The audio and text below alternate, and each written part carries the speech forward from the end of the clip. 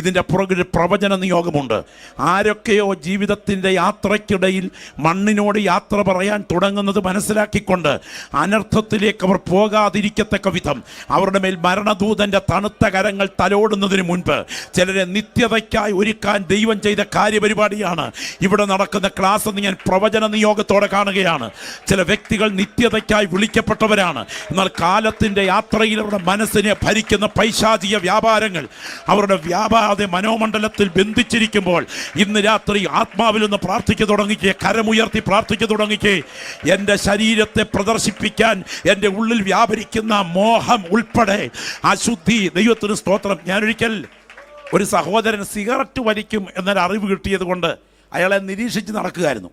അങ്ങനെ ഇരിക്കുന്ന സമയത്ത് വീടിൻ്റെ പിന്നാമ്പുറത്തൂടെ ഒരു വീട് ഭവന സന്ദർശനം നടത്തിയേച്ച് ആ ഭാഗത്തിൻ്റെ കയ്യാല ഭാഗം സ്റ്റെപ്പ് വഴി ഇറങ്ങി വരുമ്പോൾ ഈ വീടിൻ്റെ ബാക്കിലത്തെ മതിലിനും മുൻപിലത്തെ ബാക്കിലത്തെ അടുക്കളയുടെ ഇടയിൽ ഇച്ചിരി സ്പേസ് ഉണ്ട്. അവിടെ നിന്ന് ഇങ്ങനെ പുക പൊങ്ങുന്നു.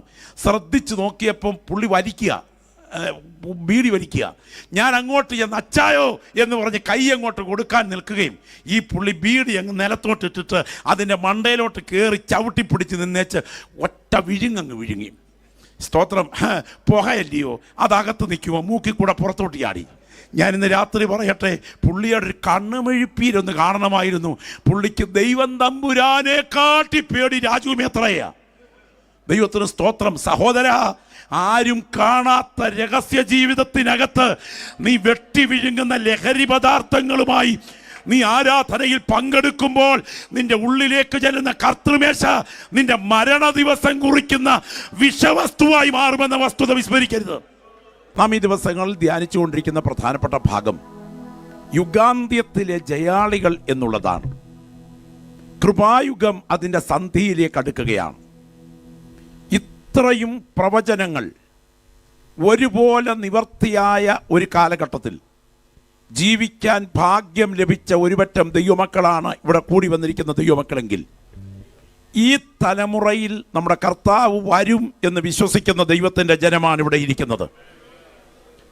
കെ എബ്രഹാമിന് നേരിട്ട് കാണുവാൻ കഴിയാഞ്ഞ പ്രവചന നിവർത്തികൾ, YSKL സാറിന് നേരിട്ട് കാണുവാൻ കഴിയാഞ്ഞ പ്രവചന നിവർത്തികൾ, എന്തിന് കാലം കണ്ട കരുത്തുറ്റ കർത്തൃദാസന്മാരായ DL മൂഡിക്കോ CH സ്പർജനോ നേരിട്ട് കാണാൻ കഴിയാഞ്ഞ പ്രവചന നിവർത്തികൾ നമ്മുടെ കണ്ണുകൾ കൊണ്ട് നേരിട്ട് കാണാനുള്ള ഭാഗ്യം ദൈവം നമുക്ക് തന്നെങ്കിൽ, ഈ തലമുറയിൽ നമ്മുടെ കർത്താവ് മടങ്ങി വരും എന്ന ബോധ്യം അനുഭവിക്കുന്ന ദൈവമക്കൾ ഈ ക്ലാസ്സിലിരുന്ന് കരമൊന്ന് അടിച്ചു പറയണം, ആമേൻ കർത്താവായ യേശുവേ വരയണമേ എന്ന്.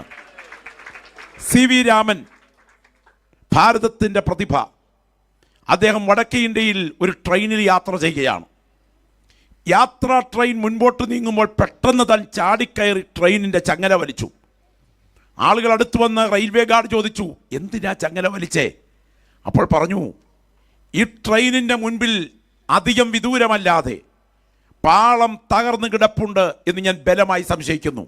അങ്ങയ്ക്ക് എങ്ങനെയത് മനസ്സിലായി എന്ന് ചോദിച്ചപ്പോൾ പറഞ്ഞു, ഇത് ആ ലക്ഷണം കാണിച്ചിട്ടുണ്ട്. പെട്ടെന്ന് റെയിൽവേ ഗാർഡ് പരിശോധന നടത്തി. 500 മീറ്റർ അപ്പുറത്ത് പാളം തകർത്തിട്ടിരിക്കുകയാണ് വിപ്ലവകാരികൾ. തിരിച്ചു വന്നവർ ചോദിച്ചു ഭവ്യതയോടെ, അങ്ങയ്ക്ക് എങ്ങനെ മനസ്സിലായി ഇതിനപ്പുറത്ത് ഈ പാളം തകർത്തിട്ടിട്ടുണ്ടെന്ന്? അപ്പോൾ അദ്ദേഹം പറഞ്ഞ മറുപടി കേൾക്കണം. ട്രെയിൻ പാളത്തിലൂടെ ഓടുമ്പോൾ ചുക് ചുക് ചുക് ചുക് ചുക് ചുക് ചുക് എന്ന ആ ശബ്ദം ഇഞ്ചൻ്റെ ശബ്ദം തന്നെയല്ല, പാളവും ഇഞ്ചനും തമ്മിലുള്ള താളത്തിൻ്റെ ശബ്ദമാണെന്നും പാളം തകർന്നാൽ ഇഞ്ചൻ്റെ താളത്തിൻ്റെ ശബ്ദം മാറുമെന്നും ഞാൻ പഠിച്ചിട്ടുണ്ട്. കുറച്ച് നേരമായി പാളത്തിലെ ശബ്ദത്തിൻ്റെ താളം മാറി തുടങ്ങിയിട്ട് ഞാൻ ഊഹിച്ചു, ലക്ഷണം കണ്ടപ്പോഴേ ഇതിൻ്റെ പാളം തെറ്റിയിട്ടുണ്ടെന്ന്. എന്തിനാ ഞാനിത് പറഞ്ഞെന്നറിയാമോ? എൻ്റെ മുൻപിലിരുന്ന് ദൈവവചനത്തിൻ്റെ പ്രാരംഭ ബോധ്യങ്ങളെങ്കിലുമുള്ള ദൈവമക്കൾ ഒന്ന് ആത്മമണ്ഡലത്തിൻ്റെ ചെവിയോർത്താൽ നിങ്ങൾക്ക് മനസ്സിലാകും, ഇതുപോലെ കൃപായുഗം അതിൻ്റെ ഒടുവിലത്തെ ദിവസങ്ങളിലേക്ക് അടുത്തു വരുന്ന തെളിവുകൾ നിരന്ന ഒരു കാലമുണ്ടായിട്ടില്ല. അങ്ങനെയെങ്കിൽ നമ്മുടെ കർത്താവ് ഈ തലമുറയിൽ മടങ്ങി വരത്തക്ക വിധം സംഭവങ്ങൾ അതിൻ്റെ അവസാന പേജുകളിലേക്ക് അടുക്കുകയാണ്. ഞാൻ ഓർക്കുകയാണ്, സമാപ്ത ഗ്രന്ഥമായ വെളിപ്പാട് പുസ്തകത്തിൽ 13-ാം അധ്യായത്തിൽ ഒരു വേദഭാഗമുണ്ട്.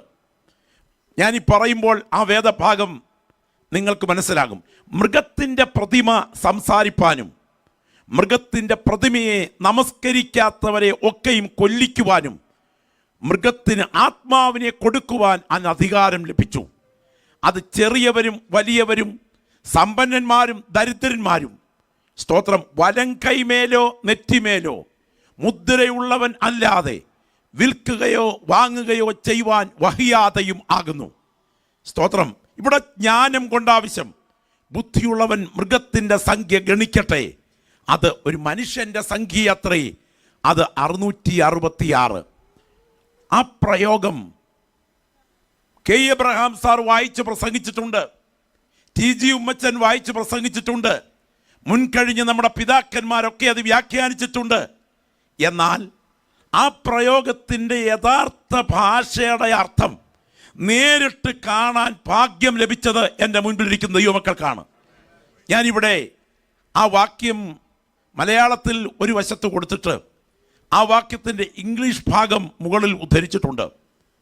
That the image of the beast should what speak എന്ന് കൊടുത്തിരിക്കുന്ന മൃഗത്തിൻ്റെ ഇമേജ് സംസാരിക്കുന്ന കാലം, ഇമേജ് സംസാരിക്കുന്ന ഭാഷ, ഇമേജ് സംസാരിക്കുമോ, ചിത്രം സംസാരിക്കുമോ എന്ന് ചോദിച്ചാൽ ചിത്രം സംസാരിക്കുന്നതിനെ കുറിച്ച് മുൻകഴിഞ്ഞവർക്കൊരു പിടിയുമില്ലായിരുന്നു.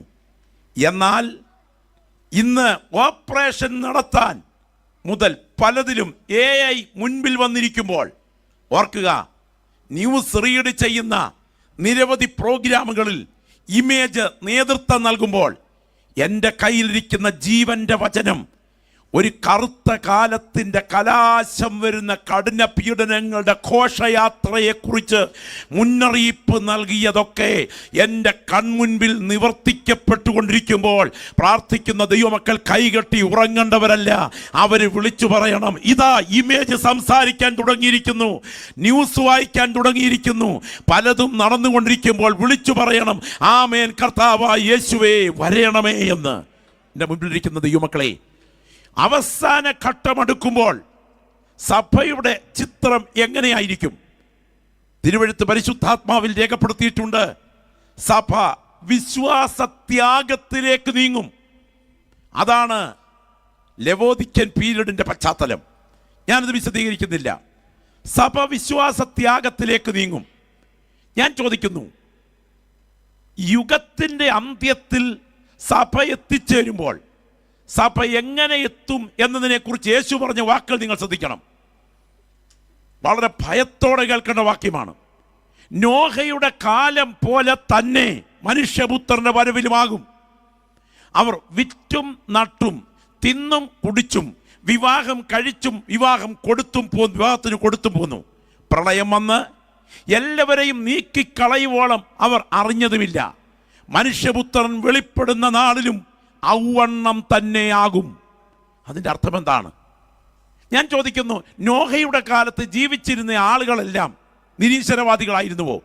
ദൈവാസ്തിക്യ നിഷേധികളായിരുന്നുവോ? അല്ല, ദൈവാസ്തിക്യ നിഷേധികളായിരുന്നില്ല.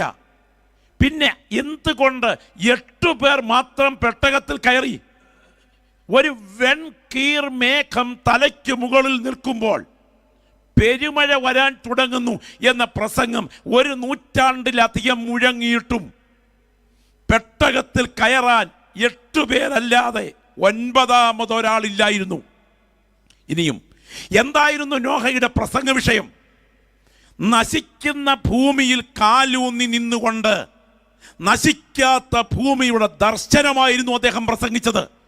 ഇന്ന് രാത്രി പറയട്ടെ, ഇത് കേൾക്കാനും കർത്താവിദാസൻ പറഞ്ഞതുപോലെ ഇത് പറയാനും ആളില്ലാത്ത ഒരു കാലത്തേക്ക് ചരിത്രം വരും.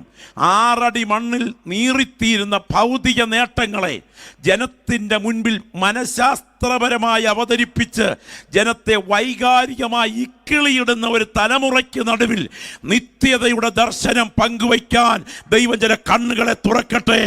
നശിക്കുന്ന ഭൂമിയിൽ കാലൂന്നി നിന്ന് നശിക്കാത്ത ഭൂമിയുടെ ദർശനം പ്രസംഗിക്കാൻ ആളില്ലാത്ത ഒരു കാലം. ദൈവത്തിന് സ്തോത്രം. യുഗം അതിൻ്റെ സന്ധിയിലേക്ക് അടുക്കുകയാണ്. പിന്മാറ്റം കൂലം കുത്തി പതഞ്ഞു നുരഞ്ഞൊഴുകുന്ന കൊടുങ്കാറ്റ് പോലെ ഉയരും. ഈ തലമുറയിൽ നഷ്ടപ്പെടുന്നത് ദൈവത്തിൻ്റെ വചനമാണ്. നിങ്ങൾ ഓർക്കുക, സഭകൾ വചനത്തിൽ നിന്നും അകന്നു കഴിഞ്ഞു. കഴിഞ്ഞ 10 വർഷത്തിന് പുറകിൽ സഭകൾക്ക് പ്രാദേശിക കൺവെൻഷനുകളും പരസ്യയോഗങ്ങളും മാത്രമല്ല, ചില ദിവസങ്ങൾ നീണ്ടു നിൽക്കുന്ന വചന പഠനങ്ങൾ ഉണ്ടായിരുന്നു. സ്തോത്രം. വചന പഠനത്തിന് മുൻപിലിരുന്ന് അനുതാപത്തോടെ കരഞ്ഞ നാളുകൾ സഭയ്ക്കുണ്ടായിരുന്നു. ഇന്ന് സഭയ്ക്ക് അതിൽ നിന്ന് തുലോം അകന്നുപോയി. ഞാൻ ഇന്നതുപോലെ ഓർക്കുന്നു, ഞാൻ ഒരാഴ്ച അന്ത്യന്യായവിധി മുതൽ വർത്തമാന ഭൂത ഭാവികാല ന്യായവിധികൾ വരെയുള്ള ന്യായവിധി എന്ന സബ്ജക്റ്റ് ഒരു പ്രത്യേക ബൈബിൾ ക്ലാസ്സിൽ പ്രസംഗിച്ചുകൊണ്ടിരിക്കുക. 6-ാം ദിവസം വെള്ളിയാഴ്ച രാത്രി എത്തി.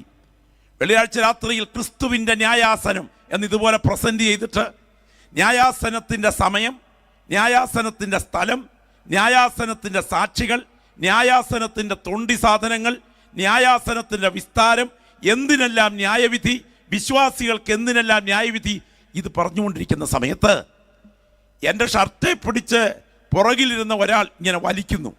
ഞാൻ പുറകോട്ട് തിരിഞ്ഞ് നോക്കിയപ്പോൾ കരഞ്ഞൊഴുകുന്ന കണ്ണുകളോടെ ആ ദൈവദാസൻ എന്നോട് പറയുകയാണ്, പിടിച്ചു നിൽക്കാൻ വയ്യ പാസ്റ്ററെ, ഒരല്പസമയം ഒന്ന് തരാമോ? 100-300ഓളം ആളുകൾ സദസ്സിലുണ്ട്. ഈ ദൈവദാസന്മാർ 10-25 പേര്, 10-20 പേരോളം സ്റ്റേജിലുണ്ട്. മൈക്രോഫോൺ കൊടുത്തപ്പോൾ അദ്ദേഹം പറഞ്ഞു, ഈ ഇരിക്കുന്ന പാസ്റ്ററെ കുറിച്ച് വേറൊരാളിനെ ചൂണ്ടിക്കൊണ്ട് പറഞ്ഞതാണ്, ഈ നാട്ടിലില്ലാത്ത പല കഥകളും ഞാൻ ചമച്ചിരുന്നു. ഇദ്ദേഹം എനിക്ക് ദ്രോഹം ചെയ്യാൻ തുടങ്ങിയിട്ട് കുറേ നാളായി എന്നെനിക്ക് ബോധ്യമായതുകൊണ്ടായിരുന്നു. പിന്നീട് എനിക്ക് മനസ്സിലായി അത് മുഴുവൻ എൻ്റെ തെറ്റിദ്ധാരണയായിരുന്നുവെന്ന്. ഈ ന്യായാസനത്തിന് മുൻപിൽ ഞാൻ എത്തിച്ചേരുമ്പോൾ ഞാൻ അവിടെ നെവിരെ നിൽക്കില്ല. ഇതോർക്കുമ്പോൾ എൻ്റെ ചങ്ക് പൊട്ടുന്നു. ഈ സദസ്സിനെ സാക്ഷിയാക്കി ഈ ദൈവദാസനോട് ഞാൻ ക്ഷമ ചോദിക്കുന്നു എന്ന് പറഞ്ഞ് മുൻപോട്ട് വീണ് ക്ഷമ ചോദിക്കുമ്പോൾ അദ്ദേഹം എഴുന്നേറ്റ് വന്ന് തിരിച്ച് ക്ഷമ ചോദിച്ച് ശനിയാഴ്ച കർത്തൃമേശയോടെ ആ ബൈബിൾ ക്ലാസ് അവസാനിച്ച രംഗം എൻ്റെ മനസ്സിൽ ഓർമ്മയിൽ ഓടിയെത്തുന്നു. ഞാൻ ഇന്ന് രാത്രി ഇവിടെ ഇരിക്കുന്ന യുവക്കൾ പറയട്ടെ, ആരാധനയ്ക്ക് പ്രാധാന്യം നൽകണം, സഭയ്ക്കകത്ത് ആരാധന ഉയരണം. എന്നാൽ പലപ്പോഴും പല ആരാധനകളും കച്ചിക്ക് തീ പിടിക്കുന്നത് പോലെ മാത്രമായിരിക്കുമ്പോൾ നിന്ന് കത്തുന്ന മുട്ടിക്ക് തീ പിടിക്കുന്ന അനുഭവം വചന പഠനത്താലേ ഉണ്ടാകൂ. അതുകൊണ്ട് സഭകൾ വചന പഠനത്തിലേക്ക് മടങ്ങി വരട്ടെ എന്ന് ഞാൻ ആഹ്വാനം ചെയ്യുകയാണ്. ദൈവത്തിന് സ്തോത്രം. ഏറെ പ്രാധാന്യം അർഹിക്കുന്നതാണ് വചന പഠനം. ഇവിടെ വചന പഠനത്തിൽ നാം ശ്രദ്ധേയമായ ട്രാക്റ്റ് ചർച്ച ചെയ്തുകൊണ്ടിരിക്കുകയാണ്. ഈ ട്രാക്റ്റിനകത്ത് ഇത്രയും കാര്യങ്ങൾ ഉള്ളടക്കം ചെയ്തിട്ടുണ്ടായിരുന്നു എന്ന് നേരത്തെ അറിയാവുന്ന എത്ര പേരുണ്ട് എന്ന് ഞാൻ ചോദിക്കുന്നത് അധികപ്പറ്റാണെന്ന് എനിക്കറിയാം. എങ്കിലും നിങ്ങളുടെ ശ്രദ്ധ ഇന്ന് മുതൽ അതിൽ കുറെ കൂടെ വ്യക്തമായി ഉറയ്ക്കട്ടെ എന്ന് ഞാൻ താല്പര്യപ്പെടുകയാണ്. ഇതിനകത്ത് 8 പ്രതീകങ്ങൾ പാപത്തിൻ്റെ പിതൃഭാവമാണ്. അവിടേക്കൊക്കെ നമ്മൾ കടന്നുപോയി. അടുത്തതായി കാണുന്ന ഈ പ്രത്യേകതകൾ ഉൾപ്പെടെ അത് മനസാക്ഷിയോടും ദൈവദൃഷ്ടികളോടുമുള്ള ചിത്രീകരണമാണ്. നിഗളം എന്ന പാപം മുതൽ പാപം ആരംഭിക്കുകയാണ്. ഓർക്കുക, ഒരു കാലഘട്ടത്തിൽ പെന്തക്കോസ്തിൻ്റെ വേർപെട്ട പിതാക്കന്മാർ ശരീരത്തിനെതിരെ മത്സരിക്കത്തക്ക വിധത്തിൽ ആത്മീക പോരാട്ടം പഠിപ്പിച്ചിരുന്നു. എന്നാൽ ഇന്നത്തെ തലമുറയ്ക്ക് അത് കേൾക്കുകയേ വേണ്ട. ഒരിക്കൽ സാധു കൊച്ചുകുഞ്ഞുപദേശി നടന്നു പോയപ്പോൾ അല്പം വിശപ്പോടെയാണ് നടന്നു പോയത്. ഉടനെ ഒരു മാടക്കടയുടെ മുൻപിൽ, സ്തോത്രം, ഒരു പൂവൻ കൊല പഴുത്ത് തൂങ്ങിക്കിടക്കുന്നത് കണ്ടു. താൻ ആർത്തിപോടെ മൂത്ത് ആർത്തിയുള്ളവൻ ഈ പഴക്കൊലയെ നോക്കി നിൽക്കുന്നത് പോലെ എന്ന പഴഞ്ചൊല്ല് പോലെ അങ്ങോട്ടൊന്ന് നോക്കി മുൻപോട്ട് കാല് വെച്ചു താഴെ വീഴുകയും ചെയ്തു. കടയിലിരുന്ന ആളുകൾ ഓടി വന്ന് ഉപദേശിയെ പിടിച്ച് എഴുന്നേൽപ്പിക്കാൻ തുടങ്ങിയപ്പോൾ അദ്ദേഹം അവിടെ കിടന്നുകൊണ്ട് പറഞ്ഞ ഒരു പ്രത്യേക വാക്കുണ്ട്, ഡാ അവനെ എഴുന്നേൽപ്പിക്കേണ്ടടാ, അവൻ അവിടെ കിടക്കട്ടെ. വല്ല കടയുടെ മുന്നേ തൂങ്ങിക്കിടക്കുന്ന പൂവമ്പഴത്തെ നോക്കാൻ ഇവനോട് ആര് പറഞ്ഞു ഇച്ചിരി നേരം അവിടെ കിടക്കട്ടടാ? സ്തോത്രം. ഞാൻ ഇന്ന് രാത്രി ചോദിക്കട്ടെ, കുമ്പനാടിനടുത്തൊരു സഭയിൽ ഒരു സഭായോഗം കഴിഞ്ഞ് ഒരു കർത്തൃദാസനോട് ഒരു വിശ്വാസി ഒന്ന് ഏറ്റുമുട്ടി. അസഭ്യമൊന്നും പറഞ്ഞില്ലെങ്കിലും വാക്കിന് മൂർച്ച കൂടി. യോഗം കഴിഞ്ഞ് വീട്ടിൽ ചെന്നു. കഥകടച്ച് നേരെ അകത്ത് കയറി. ഭാര്യയും കുഞ്ഞുങ്ങളും ചോറ് വിളമ്പി വെച്ചിട്ട് വിളിച്ചിട്ട് വരില്ല, കതക് തുറക്കില്ല. എന്നിട്ട് അദ്ദേഹം നെഞ്ചത്തടിച്ചുകൊണ്ട് അകത്തിരുന്നു കൊണ്ട് പറയുകയാണ്, ഞാനത് പറയരുതായിരുന്നു. ഒടുവിൽ കഴിക്കാൻ വരാതെ വന്നപ്പോൾ, അകത്ത് കരച്ചിൽ ഉയരുന്നത് കണ്ടപ്പോൾ കുഞ്ഞുങ്ങളും ഭാര്യയും ചുമതലപ്പെടുത്തിയ ആളിനെ വിട്ട് ഉപദേശിയെ വിളിച്ചു വരുത്തി. അദ്ദേഹത്തോട് കാലിൽ പിടിച്ച് ക്ഷമ ചോദിച്ചു. അതിനുശേഷം തലയിൽ കൈവച്ച് പ്രാർത്ഥിച്ചിട്ടാണ് ഭക്ഷണം കഴിച്ചത്. ഓ, അടുത്തിരിക്കുന്നവനെ അരച്ച് കലക്കി അരക്കപ്പാക്കി കയ്യിൽ കിട്ടിയാൽ ഒറ്റ മോന്തിനകത്താക്കാനുള്ള വിരോധമുണ്ടെങ്കിലും കടുകുവറുത്ത ചിരിയോടെ പ്രൈസ്തലോട് കൊടുക്കാൻ തൊലിക്കട്ടിയും ഇരിക്കട്ടിയുമുള്ള ആത്മീയന്മാർ വളഞ്ഞു വിളയുന്ന ഈ തലമുറയിൽ പാപബോധം എന്നൊന്ന് പെന്തക്കോസ്ത് സഭകളിൽ അസ്തമിച്ചിരിക്കുമ്പോൾ ഇന്ന് രാത്രി കിട്ടാനുള്ള പണത്തിന് വേണ്ടിയല്ല, വാങ്ങിക്കാനുള്ള വസ്തുവിന് വേണ്ടിയല്ല, നിത്യത കൈവിട്ടു പോകാതിരിക്കാൻ സ്വന്തം പാപബോധമോർ തലറിക്കറയുന്ന ഒരു ജനറേഷനെ ദൈവം ക്ഷണിക്കുകയാണ്. രാത്രി വചനം കേട്ടുകൊണ്ടിരിക്കുന്ന ദൈവമക്കൾ ശ്രദ്ധിക്കണം. എന്താണ് നിഗളത്തിൻ്റെ ബാഹ്യഭാവം? ശരീരത്തെ മോഹരൂപത്തിൽ അവതരിപ്പിക്കുമ്പോൾ അതിൻ്റെ പുറകിൽ വ്യാപരിച്ച സ്പിരിറ്റ് ദൂതനിലെ പാപത്തിൻ്റെ സ്പിരിറ്റാണ്. അത് പിതൃപാപമാണ്.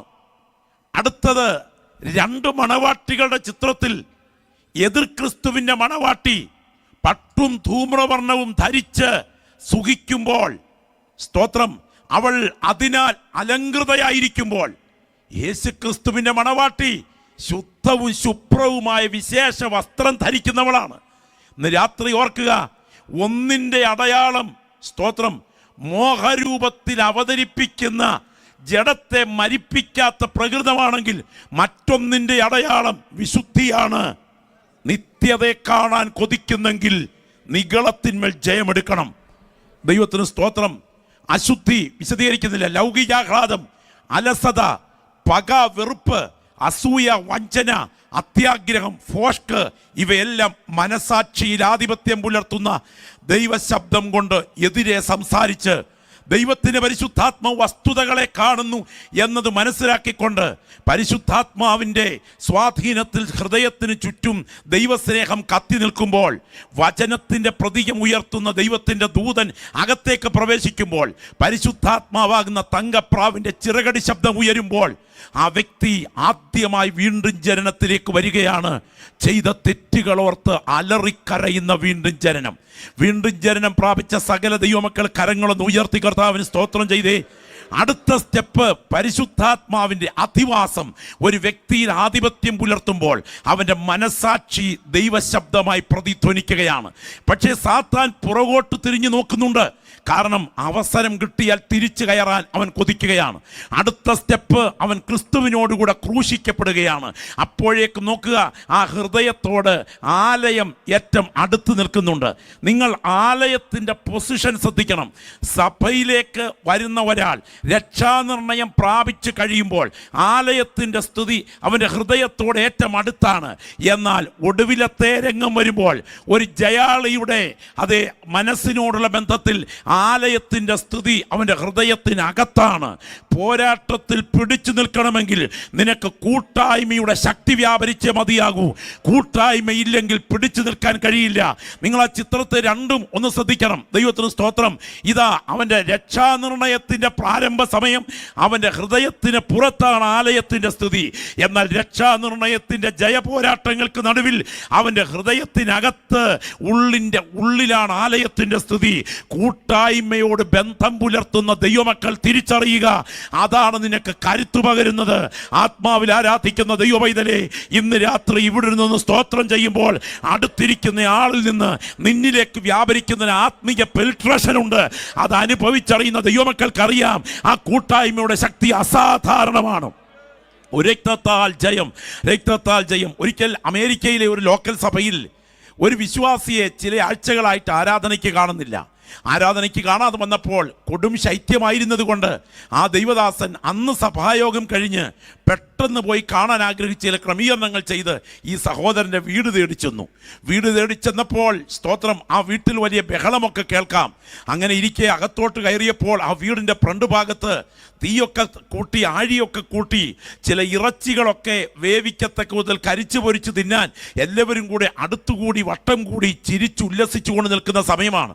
പാസ്റ്റർ അകത്തോട്ട് കയറിയിട്ട് ഈ തീക്കുണ്ടത്തിൻ്റെ ഈ മീനും ഇറച്ചിയും ഒക്കെ വറുത്തുകൊണ്ടിരിക്കുന്നതിൻ്റെ ഭാഗത്തിനടുക്കലേക്ക് ഒരു കസേര എടുത്തിട്ട് അവിടെ ഇരുന്നു.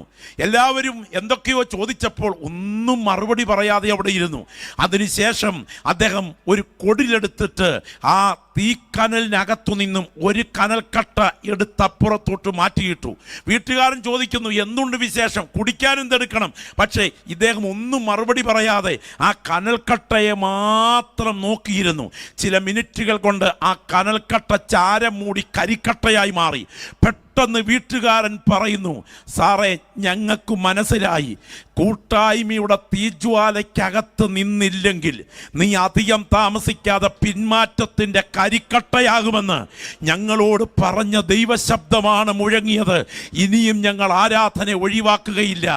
എത്ര തിരക്കിലാണെങ്കിലും ദൈവസന്നിധിയിലെ കോടിയെത്തത്തക്ക വിധത്തിൽ അകത്തൊരു ആത്മീയ നാഴികമണി പ്രവർത്തിക്കുന്ന ദൈവമക്കൾ ഇതിനകത്തുണ്ടോ?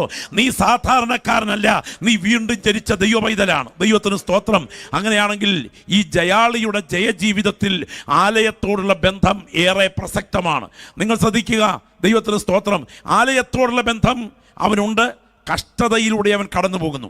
അടുത്ത രംഗം അവൻ്റെ പരിശുദ്ധ ട്രിനിറ്റിയുടെ സാന്നിധ്യത്താൽ ആത്മവ്യാപാരം അനുഭവിക്കുകയാണ്. കരങ്ങൾ ഉയർത്തി ആത്മസ്നാനം പ്രാപിച്ച ദൈവമക്കൾ ശബ്ദം ഉയർത്തി ഒന്ന് സ്തോത്രം ചെയ്തേ പോരാ, ചെറുടെ ശബ്ദം ഉയർത്തി പരിശുദ്ധാത്മ സ്നാനം അനുഭവിച്ച ദൈവമക്കളെ ഓർത്ത് ഞാൻ ദൈവത്തിന് സ്തോത്രം ചെയ്യുകയാണ്. ഞാൻ ഇന്ന് രാത്രി ഒരിക്കൽ കൂടെ ആവർത്തിച്ച് പറയട്ടെ, നിങ്ങൾ ചെവി തുറന്ന് കേൾക്കണം. പരിശുദ്ധ തൃത്വം ഒരുമിച്ച് ഒരുവൻ്റെ ഹൃദയത്തിൽ അധിവസിക്കുകയും പൈശാചിക ശക്തികൾ ദൈവത്തിന് സ്തോത്രം തലയിൽ കൈവച്ച് നിലവിളിക്കുകയും അദൃശ്യ ദൈവത്തിൻ്റെ ദൂതൻ്റെ സംരക്ഷണം വെളിപ്പെട്ടു വരികയും ചെയ്യുന്ന രംഗം നിനക്ക് അനുഭവിക്കാൻ കൊതിയുണ്ടെങ്കിൽ അത് നീ ആത്മസ്നാനത്തിലൂടെ മാത്രമേ കാണുകയുള്ളൂ. ആത്മസ്നാനത്തിൻ്റെ പ്രത്യേകത ജീവിതത്തിൽ അനുഭവിച്ചറിഞ്ഞിട്ടുള്ള ദൈവമക്കൾ വാപൂട്ടി മൗനമായി അനങ്ങാമ്പാറ നയത്തിൽ ഹിമാലയ പർവ്വതത്തിൽ മുനി ഇരിക്കുന്നത് പോലെ ഇരുന്നേച്ച് പോകില്ല. അവൻ്റെ സ്തോത്രം കേട്ടാൽ അറിയാം. ഇന്ന് രാത്രി പറയട്ടെ, വ്യാപരിക്കുന്ന ദൈവസാന്നിധ്യത്തിന് മുൻപിൽ അറിയാത്ത ദൈവ തേജസ് നിന്റെ ശിരസിന് മീതെ നിഴൽ മൂടി വ്യാപരിക്കും. അത് ആത്മാവിൽ തിരിച്ചറിയുന്ന ദൈവമക്കളുടെ നാവിൽ പരപ്രേരണ കൂടാതെ അന്യഭാഷയുടെ ചൈതന്യം വ്യാപരിക്കും. നാളെ നടത്താൻ പിശാച് ഒരുക്കി വച്ചിരിക്കുന്ന കണികൾ ഇന്ന് രാത്രി പ്രാർത്ഥിച്ചുകൊണ്ടിരിക്കുമ്പോൾ ദൈവത്തിൻ്റെ ആത്മാവ് അഴിച്ചു മാറ്റും. അത് തിരിച്ചറിയുന്ന ദൈവമക്കൾ ആത്മാവിൽ പറയണം, നിന്റെ കുടുംബത്തിന് നേരെ പിശാച് വരുത്തിവെക്കാൻ തുടങ്ങുന്ന ബന്ധനങ്ങളെ നീ പ്രാർത്ഥിക്കാതെ തന്നെ മറ്റു ചിലരെ കൊണ്ട് നിനക്ക് വേണ്ടി പ്രാർത്ഥിപ്പിച്ച് ആത്മാവിൽ പോരാടുന്ന രംഗമാണ് ആത്മസ്നാനത്തിൻ്റെ രംഗം. അതിന്ന് രാത്രി ഉള്ളിലോട്ടൊന്ന് കയറണം. ഞാൻ ഇന്ന് രാത്രി ആത്മസ്നാനം പ്രാപിച്ച ദൈവമക്കൾ പറയാം, ആത്മസ്നാനം പ്രാപിച്ചവൻ്റെ ഹൃദയത്തിൽ കുരിശ് ഭാരമല്ല, പക്ഷേ പിന്മാറ്റക്കാരൻ്റെ ഹൃദയത്തിൽ കുരിശ് ചോര ഒഴുകുന്നതാണ്, ഭാരമാണ്. ആത്മസ്നാനം പ്രാപിച്ചവൻ്റെ ഉള്ളിൽ ആത്മഫലങ്ങൾ വെളിപ്പെട്ടു വരുവാൻ പ്രേരണയില്ല. സ്തോത്രം.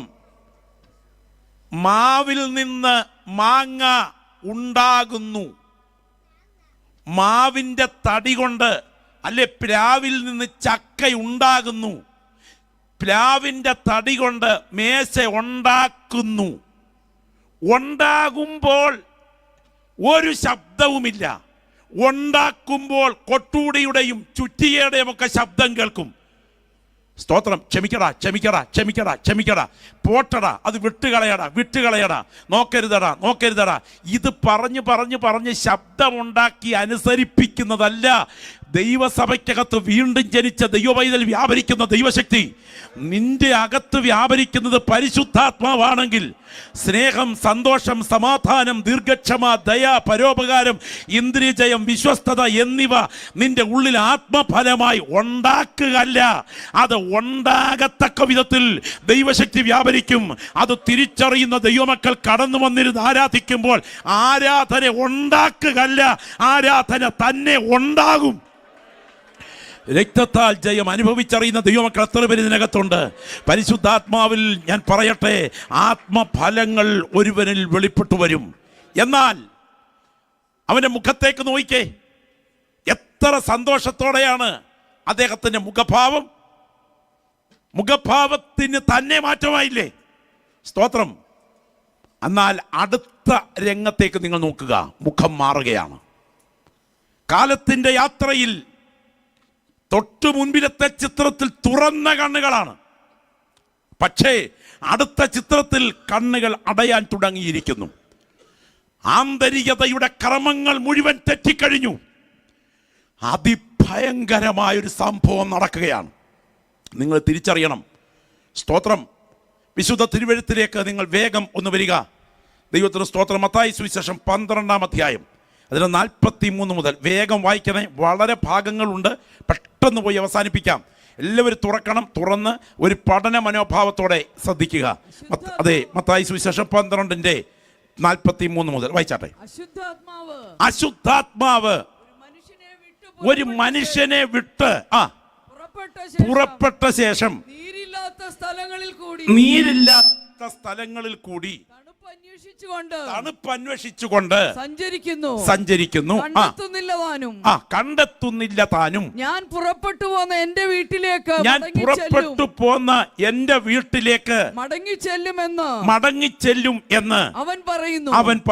ഉടനെ വന്ന് അത് ഒഴിഞ്ഞതും അടിച്ചുവാരി അലങ്കരിച്ചതുമായി കാണുന്നു. വായിച്ചാട്ടെ. പിന്നെ അവൻ പുറപ്പെട്ട് തന്നിലും ദുഷ്ടതയേറിയ വേറെ 7 ആത്മാക്കളുമായി കൂട്ടിക്കൊണ്ടുവരുന്നു. അവരും അവിടെ കയറി പാർക്കുന്നു. ആ മനുഷ്യന്റെ പിന്നത്തെ സ്ഥിതി മുൻപിലത്തേതിലും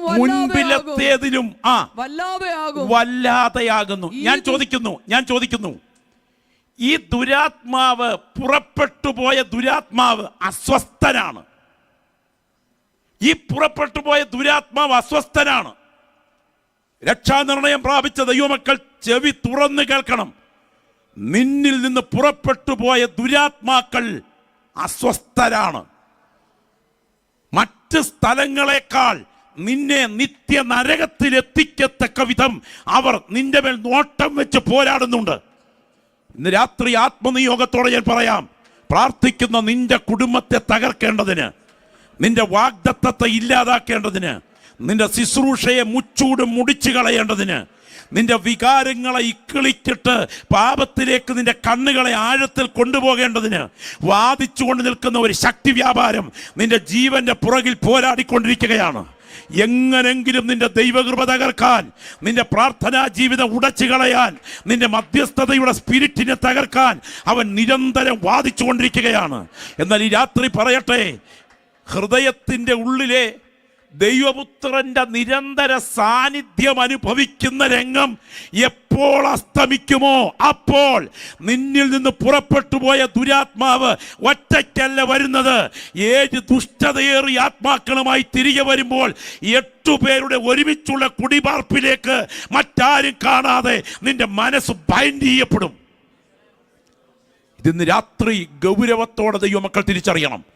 ദൈവത്തിന് സ്തോത്രം. ഇതാ നോക്കൂ, ആ ചിത്രത്തിലേക്ക് ദുരാത്മാക്കൾ ഓരോന്നും ഇറങ്ങിപ്പോയ പൈശാചിക സ്വഭാവങ്ങളുടെ പുറകിൽ നിൽക്കുകയാണ്. പന്നിയുടെ പുറകിൽ, മയിലിൻ്റെ പുറകിൽ, സ്തോത്രം, ഇതാ ആട്ടുകൊറ്റൻ്റെ പുറകിൽ, അങ്ങനെ ഓരോ ആസക്തികളുടെയും പുറകിൽ ദുരാത്മാക്കൾ നിൽക്കുകയാണ്. ആ ദുരാത്മാക്കൾ തിരികെ വന്ന് 8 പേരോടൊപ്പം പാർത്ത് അതിഭീകരമായ ആ രംഗം സൃഷ്ടിക്കാൻ അവസരമൊരുക്കുകയാണ്. എന്നാൽ ഇന്ന് രാത്രി എന്നിൽ വ്യാപരിക്കുന്ന ദൈവകൃപ എനിക്ക് കൈമോശം വരരുത് എന്ന് കൊതിക്കുന്ന ദൈവമക്കളെ വലതുകരമൊന്ന് ഉയർത്തിപ്പിടിച്ച് എനിക്കിത് എന്നോട് ബന്ധപ്പെട്ട് വായിപ്പിക്കാൻ നിരവധി വാക്യങ്ങളുണ്ടെങ്കിൽ ക്ലോക്കിനെ ഞാൻ ഭയപ്പെടുകയാണ്. ഒരു കൊച്ചു സംഭവം ഞാൻ പറയാം.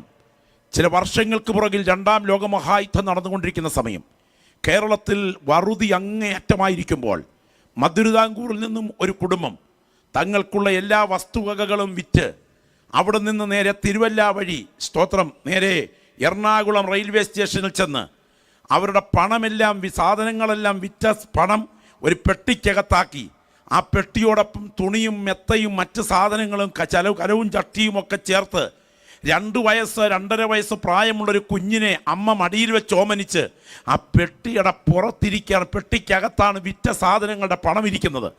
ഇവരുടെ ഉദ്ദേശം മലബാർ മേഖലയിൽ ചെന്ന് അവിടെ കാട് വെട്ടിത്തെളിച്ച് അന്ന് വസ്തുക്കൾ കൈകാര്യം ചെയ്യുന്ന ഘട്ടമായതുകൊണ്ട് പണം കൊടുത്ത് കുറച്ചേറെ വസ്തുക്കൾ കൈവശമാക്കി അവിടെ കൃഷി ചെയ്ത് ജീവിക്കാൻ പോകുകയാണ്. നടന്ന സംഭവമാണ്. ഈ അമ്മ ഈ പെട്ടിപ്പുറത്തിരുന്ന് കുഞ്ഞിനെ ഇങ്ങനെ ഓമനിച്ചു കൊണ്ടിരിക്കുന്ന സമയത്ത് തൻ്റെ ഭർത്താവ് തൊട്ടപ്പുറത്തൊരു ചായക്കടയിൽ എറണാകുളം റെയിൽവേ സ്റ്റേഷനിൽ ചായ കുടിക്കാൻ തിരിഞ്ഞു. ചായ കുടിക്കാൻ അങ്ങോട്ട് തിരിഞ്ഞുടനെ ഈ കുഞ്ഞിനെ അമ്മ വെറുതെ തൊട്ട് മുൻപിലേക്കൊന്ന് വിട്ടു. അപ്പോൾ ഒരു മനുഷ്യൻ ഗേറ്റിൻ്റെ ഒരു ഭാഗത്തേക്ക് വന്ന് ഇങ്ങനെ കൈകൊട്ടി കുഞ്ഞിനെ വിളിച്ചു. കുഞ്ഞിനോട് കളിക്കുകയാണെന്നാണ് തോന്നിയത്. ആ കുഞ്ഞ് നേരെ ആ മനുഷ്യൻ്റെ അടുക്കലേക്ക് വാത്സല്യപൂർവ്വം കൈകൊട്ടി വിളിച്ചപ്പോൾ അടുത്തു. അങ്ങോട്ട് അടുത്ത് ചെല്ലുകയും അമ്മ നോക്കിക്കൊണ്ടിരിക്കുമ്പോൾ ഈ കുഞ്ഞിനെ 2 കൈ കൊണ്ട് കോരിയെടുത്തുകൊണ്ട് ആ മനുഷ്യൻ ഗേറ്റിൻ്റെ പുറത്തോട്ടിറങ്ങാൻ ശ്രമിക്കുമ്പോൾ കുഞ്ഞേ എന്ന് പറഞ്ഞുകൊണ്ട് അമ്മ പുറകെ ഓടിച്ചെന്ന് ഈ മനുഷ്യനുമായി മൽപ്പിടുത്തമുണ്ടാക്കുന്നു. മൽപ്പിടുത്തമുണ്ടാക്കി കുഞ്ഞിനെ തിരികെ പിടിച്ചുകൊണ്ട് വന്ന് നോക്കുമ്പോൾ ഇരുന്ന പെട്ടിയില്ല. നാടകമായിരുന്നു, കള്ളത്തരത്തിൻ്റെ നാടകമായിരുന്നു. ഭർത്താവ് ചായ കുടിച്ചിട്ട് വന്നപ്പോൾ അടുത്ത സ്റ്റാൻഡിലേക്ക് പോകാനുള്ള വണ്ടിക്കൂലി പോലും ഇല്ലാതെ ആ പെട്ടിപ്പോയ വേദനയിൽ തലയിൽ കൈകെട്ടി സിമന്റ് തറയിൽ മുട്ടുകുത്തിക്കൊണ്ട് അലറിക്കരഞ്ഞതുപോലെ കേട്ടോ, ഈ നിത്യജീവിതത്തിലേക്കുള്ള യാത്രയിൽ നിന്റെ ഏറ്റവും വലുതായ ദൈവപുത്രന്റെ ആന്തരിക സാന്നിധ്യം നിന്റെ പാപപ്രവൃത്തി കൊണ്ട് നഷ്ടപ്പെട്ടു പോയാൽ കുഞ്ഞേ വാകട്ടിക്കവാതെ തുറന്ന് കരഞ്ഞാലും തിരിച്ചു കിട്ടില്ല. ഇന്ന് രാത്രി കരമൊന്ന് ഉയർത്തിപ്പിടിച്ചിട്ട് ഈ ചിത്രം കണ്ടുകൊണ്ടിരിക്കുമ്പോൾ ആത്മാവിലൊന്ന് പറയാം, എൻ്റെ ഉള്ളിൽ വ്യാപരിക്കുന്ന മോഹങ്ങൾക്കെതിരെ എനിക്ക് യേശുവിൻ്റെ നാമത്തിൽ ഇന്ന് രാത്രി യുദ്ധം ചെയ്യണം. പ്രാർത്ഥിച്ചേ, വലതുകരങ്ങൾ ഉയർത്തിപ്പിടിച്ച് പ്രാർത്ഥിച്ചേ. ഞാൻ നിങ്ങളുടെ ഈ സമയമില്ലാത്തത് കൊണ്ട് ചുരുക്കി ചോദിക്കട്ടെ, അമ്പരചുംബിയായ അതിമനോഹരമായ ശില്പവൈദഗ്ധ്യത്തിൻ്റെ തങ്കക്കുടമായ യെരൂശലേം ദൈവാലയത്തിൻ്റെ തകർച്ചയ്ക്ക് മുൻപ് യെഹെസ്കേൽ പ്രവചനം 9-ാം അധ്യായം മുതൽ വായിച്ചാൽ നിങ്ങൾക്ക് കാണാൻ കഴിയും. യഹോവയുടെ മഹത്വം അതിരുന്നിരുന്ന കെരൂബുകളുടെ മുകളിൽ നിന്ന് എഴുന്നേറ്റ് ദേവാലയത്തിൻ്റെ കവാടത്തിൽ വന്നു. അതിനുശേഷം ദൈവാലയത്തിൻ്റെ മുകളിലേക്ക് പോയി. അതിനുശേഷം ദൈവാലയത്തിൻ്റെ കിഴക്കുള്ള മലയുടെ മുകളിൽ ചെന്നു. ആ സമയം ഞാൻ കേൾക്കെ മഷിക്കാരൻ്റെ മഷിക്കുപ്പിയുമായി അടയാളമിടുവാൻ വന്നവനോട് ദൈവത്തിന് ആത്മാവ് പറയുന്നു, സ്തോത്രം, അടയാളം അതെ ഈ വിഷയത്തിൽ ഓർത്ത് വേദനിക്കുന്നവരുടെ നെറ്റിയിലിടണം. അടയാളമുള്ള ഒന്നിനെയും തുടരുത്, ബാക്കി മുഴുവനെയും അതെ നശിപ്പിച്ച് കളയണം. ബാലനെന്നോ വൃദ്ധനെന്നോ യുവതിയെന്നോ യുവാവെന്നോ വിചാരിക്കാതെ മുഴുവനെയും കൊന്നുകളയുക. അടുത്തത് തുടങ്ങേണ്ട സ്ഥലം യെഹെസ്കേൽ 9 പറയുന്നുണ്ട്, എൻ്റെ വിശുദ്ധ മന്ദിരത്തിൽ തന്നെ തുടങ്ങുക. ഇന്ന് രാത്രി പറയണം, മനസ്സിലാക്കണം, ദൈവത്തിന് സ്തോത്രം, കാളയെ അറുത്ത് ചോര ഒഴുകുന്നത് പോലെ യഹൂദന്റെ ദൈവാലയത്തിനകത്ത് ചോര തളം കെട്ടി നിൽക്കുമ്പോൾ ഒരു കാലത്ത് ദൈവ തേജസ്സിന്റെ മഹത്വം നിലനിന്ന ആ ആലയത്തിനകത്ത് ദേവാലയത്തിൽ ശുശ്രൂഷിക്കുന്ന പുരോഹിതന്മാരുടെ വസ്ത്രത്തിന്റെ തിളക്കം മാത്രമായി അവസാനിച്ചപ്പോൾ ആലയം ഇടിച്ചു നിരത്തപ്പെട്ട് കൂത്തുകാഴ്ചയായത് സത്യമാണെങ്കിൽ രക്ഷാനിർണയം പ്രാപിച്ച നിന്റെ ശരീരമെന്ന ആലയത്തിനകത്ത് യേശുവിൻ്റെ നിരന്തര സാന്നിധ്യം എന്ന് നഷ്ടമാകുമോ? അതിൻ്റെ തൊട്ടുപുറകെ പൈശാചിക ദുരാത്മാക്കൾ തിരിച്ചു കയറാൻ അവസരം കാത്തിരിക്കുന്നു എന്ന വസ്തുത വിസ്മരിക്കരുത്. അനർത്ഥം കൺമുൻപിലുണ്ട്. കരമുയർത്തിപ്പിടിച്ച് പ്രാർത്ഥിച്ചേ, എനിക്കതിന്മേലൊന്ന് ജയമെടുക്കണം. പ്രാർത്ഥിച്ചേ. ക്ലാസ് ഇച്ചിര ദൈവത്തിന് സ്തോത്രം. വാക്യങ്ങളിലേക്ക് പോകുന്നത് കുറഞ്ഞാലും കരമൊന്ന് ഉയർത്തിപ്പിടിച്ച് പ്രാർത്ഥിച്ചേ. ഒന്ന് കരമുയർത്തിപ്പിടിച്ച് പ്രാർത്ഥിച്ചേ. ദൈവത്തിന് സ്തോത്രം. ഹല്ലേലൂയ. ശബ്ദമുയരട്ടെ, ശബ്ദമുയരട്ടെ. ഇവിടെ ഇരിക്കുന്ന ഞാൻ ഈ ക്ലാസ് തുടങ്ങിയ സമയം ഒരു കാര്യം പറഞ്ഞു. ഈ ക്ലാസ് ഇവിടെ നടക്കുന്നതിൻ്റെ പ്രധാനപ്പെട്ട കാരണം ഞങ്ങളുടെ വാത്സല്യ സഹോദരങ്ങൾ ആവർത്തിച്ച് പറഞ്ഞതുകൊണ്ടല്ല. ഇതിൻ്റെ പുറകിൽ പ്രവചന നിയോഗമുണ്ട്.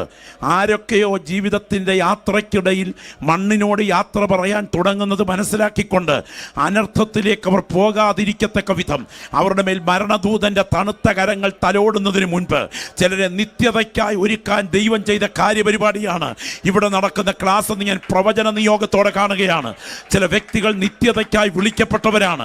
എന്നാൽ കാലത്തിൻ്റെ യാത്രയിൽ അവരുടെ മനസ്സിനെ ഭരിക്കുന്ന പൈശാചിക വ്യാപാരങ്ങൾ അവരുടെ വ്യാപാര മനോമണ്ഡലത്തിൽ ബന്ധിച്ചിരിക്കുമ്പോൾ ഇന്ന് രാത്രി ആത്മാവിലൊന്ന് പ്രാർത്ഥിച്ചു തുടങ്ങിക്കേ, കരമുയർത്തി പ്രാർത്ഥിച്ചു തുടങ്ങിക്കേ. എൻ്റെ ശരീരത്തെ പ്രദർശിപ്പിക്കാൻ എൻ്റെ ഉള്ളിൽ വ്യാപരിക്കുന്ന മോഹം ഉൾപ്പെടെ അശുദ്ധി, ദൈവത്തിന് സ്തോത്രം. ഞാനൊരിക്കൽ ഒരു സഹോദരൻ സിഗരറ്റ് വലിക്കും എന്നൊരു അറിവ് കിട്ടിയത് കൊണ്ട് അയാളെ നിരീക്ഷിച്ച് നടക്കുകയായിരുന്നു. അങ്ങനെ ഇരിക്കുന്ന സമയത്ത് വീടിൻ്റെ പിന്നാമ്പുറത്തൂടെ ഒരു വീട് ഭവന സന്ദർശനം നടത്തിയച്ച് ആ ഭാഗത്തിൻ്റെ കയ്യാല ഭാഗം സ്റ്റെപ്പ് വഴി ഇറങ്ങി വരുമ്പോൾ ഈ വീടിൻ്റെ ബാക്കിലത്തെ മതിലിനും മുൻപിലത്തെ ബാക്കിലത്തെ അടുക്കളയുടെ ഇടയിൽ ഇച്ചിരി സ്പേസ് ഉണ്ട്.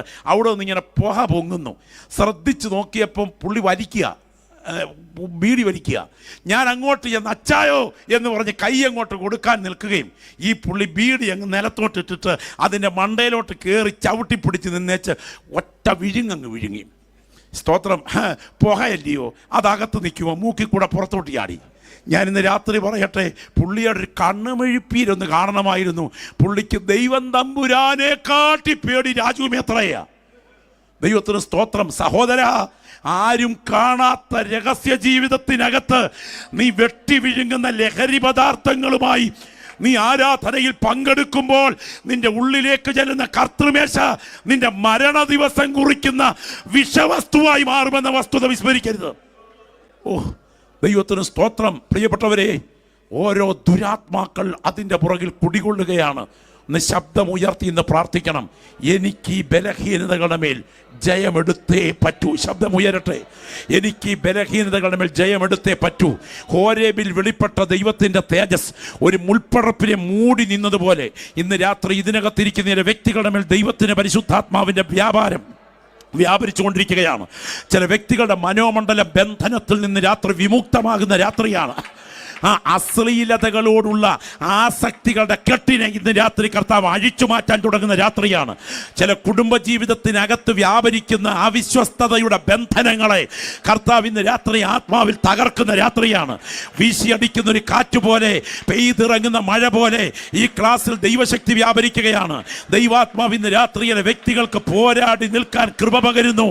ദൈവാത്മാവ് രാത്രിയിലെ വ്യക്തികളോട് പറയുന്നു, തെറ്റുകുറ്റങ്ങളുടെ കൂടെയുള്ള ആക്രമണ നിമിത്തം നിന്റെ ഇച്ഛാശക്തിയെ ബലഹീനമാക്കി നിന്നെ കൊണ്ട് രഹസ്യമായി പാപം ചെയ്യിച്ച് ഒരു ദിവസം നിന്നെ പരസ്യകോലമാക്കത്തക്ക വിധം നിന്റെ പുറകിൽ വാദിക്കുന്ന ബന്ധനത്തെ ഇന്ന് രാത്രി കർത്താവ് അഴിച്ചു മാറ്റാൻ കൊതിക്കുന്നു.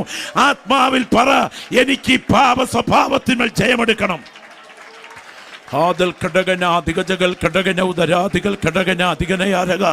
പ്രാർത്ഥിച്ചു തുടങ്ങിക്കേ. ഇന്ന് രാത്രി എൻ്റെ ജീവിതത്തിലുള്ള പാപ സ്വഭാവത്തിന്മേൽ ജയമെടുക്കണം. പഴയ അപ്പച്ചന്മാർ ഇവിടെ ഇരിപ്പുണ്ടല്ലോ. നിങ്ങൾക്ക് പഴയ ആരാധനയെക്കുറിച്ചുള്ള ഓർമ്മയുണ്ടോ? സ്തോത്രം. അന്യഭാഷയിൽ ആരാധിച്ചങ്ങോട്ട് തുടങ്ങിയിട്ട് പഴയ അമ്മച്ചിമാരുടെ കച്ചമുറിയുടെ കെട്ടിനകത്തിരിക്കുന്ന പോലെയും പാക്കും ഇരുന്ന് ആരാധിക്കുന്ന തഴപ്പായുടെ അടി തിരികിയച്ച് എഴുന്നേറ്റ് പോയ കാലമില്ലായിരുന്നോ?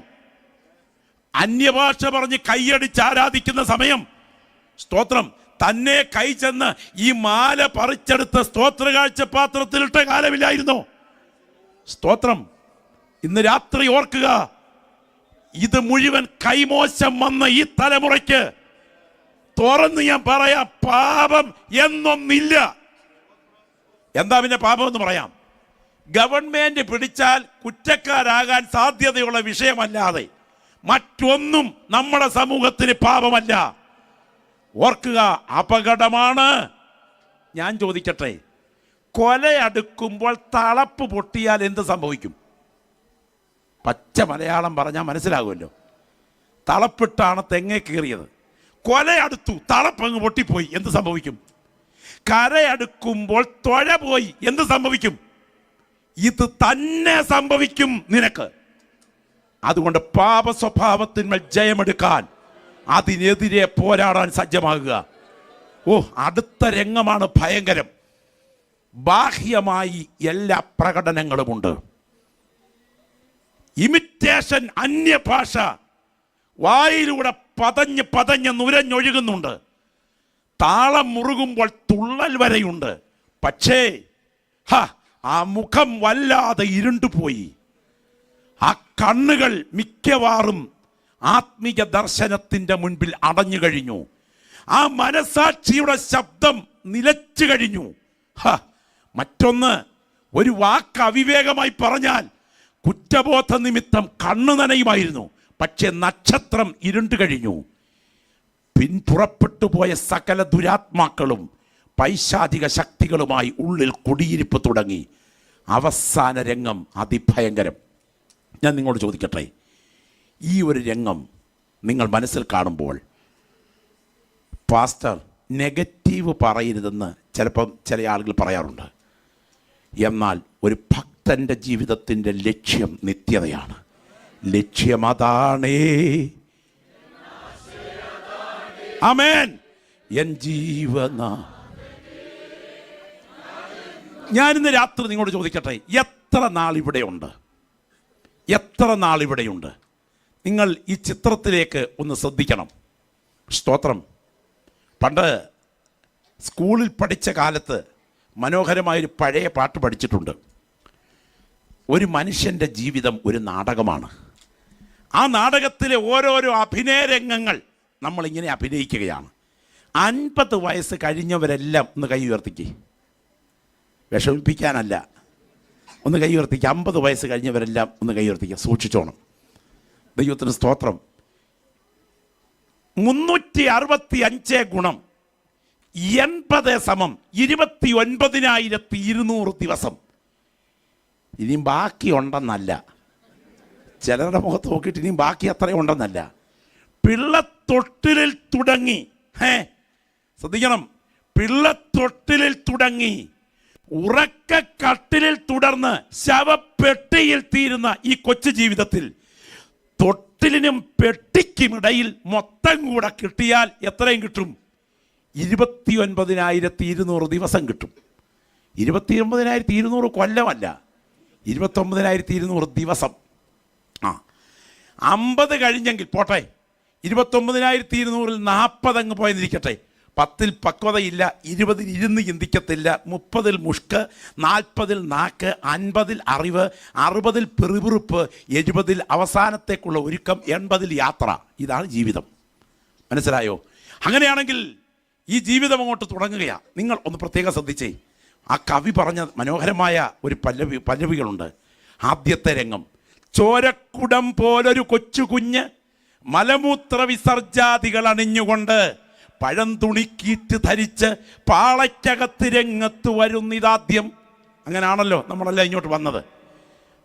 പണ്ട് പ്രസവിക്കുന്ന കുഞ്ഞുങ്ങളെ നെയ്യ് പുരട്ടി പാളയ്ക്കകത്ത് വെയിൽ കൊള്ളാൻ കിടത്തുന്ന ഒരു കാലം ഉണ്ടായിരുന്നു.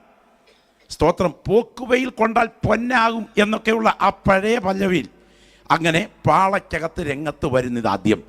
പന്തും പടവും പമ്പരവും കറക്കി, കണ്ടോ മൂന്നാമത്തെ കക്ഷിയുടെ കയ്യിലിരിക്കുന്നത്, പന്തും പടവും പമ്പരവും കറക്കി കളിച്ചു ചാടി കളിയോടി ആടി രംഗത്തിതാ വരുന്നൊരു കൊച്ചു പയ്യൻ.